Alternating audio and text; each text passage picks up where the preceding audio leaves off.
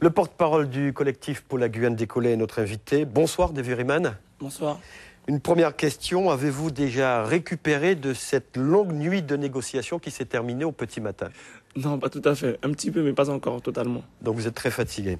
Alors, après la signature de l'accord de Guyane, que dites-vous aujourd'hui à tous ceux qui sont sortis du collectif en cours de route? Avant toute chose, moi je souhaiterais remercier d'abord tous ceux qui ont participé et qui sont restés jusqu'au bout.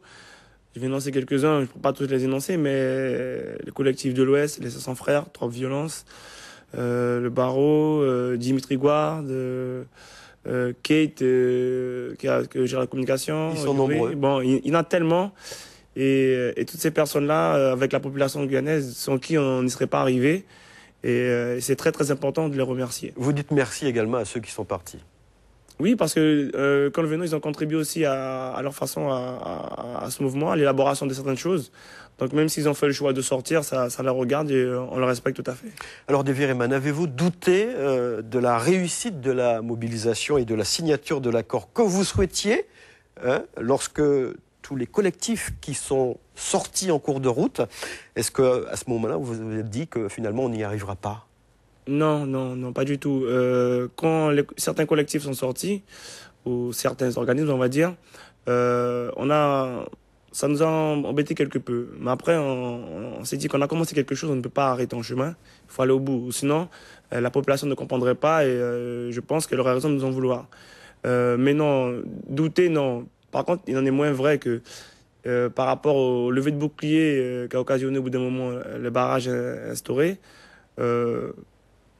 c'est devenu un peu compliqué à différents moments, ça c'est sûr par contre. Ouais. Alors justement, puisque vous parlez des barrages, est-ce que cet accord de Guyane aurait pu aboutir sans cette pression populaire avec les barrages?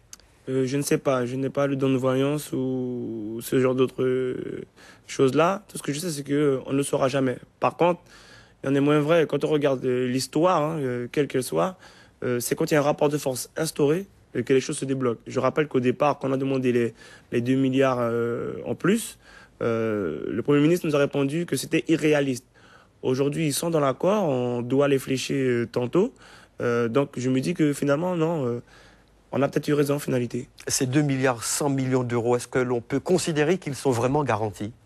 Au travers du dispositif qui est mis en place, oui. Maintenant, si l'État ne veut pas faire ce qu'il faut, on aura les moyens juridiques ou judiciaires de les faire entendre raison.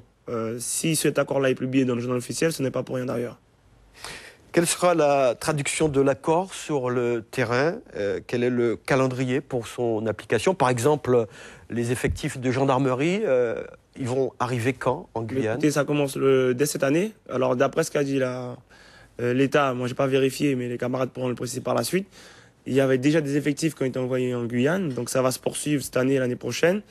Il y a la prison Cacté, il y a la cité judiciaire, il y a au niveau des constructions des lycées et de collèges qui sont actés avec ce premier volume financier.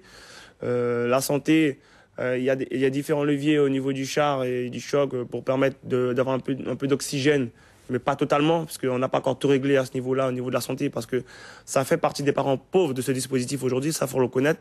Mais globalement, il y a beaucoup de choses qui vont s'enclencher et on espère perdurer. D'accord. Le calendrier de toutes ces applications, ça va s'étaler sur plusieurs années? 5 ans. Alors, dès la semaine prochaine, le comité de suivi se met en place et on aura à cœur justement de travailler bien et vite. D'accord. Le collectif demandait la restitution de l'intégralité du foncier à la CTG. Cette question a été renvoyée à plus tard. Est-ce que vous considérez cela comme un échec? Non, pas du tout, parce que je pense qu'il est important de reconnaître d'abord qu'il y a 250 000 hectares qui ont été actés pour les collectivités, 400 000 pour le peuple autochtone, c'est déjà un bon début. Maintenant, la rétrocession totale du foncier va se faire au travers des états généraux qui commenceront très bientôt avec le congrès des élus.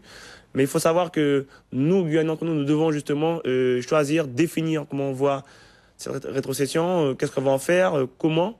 Donc une fois que cela sera acté, maintenant, par la suite, nous pourrons demander la rétrocession totale à l'État.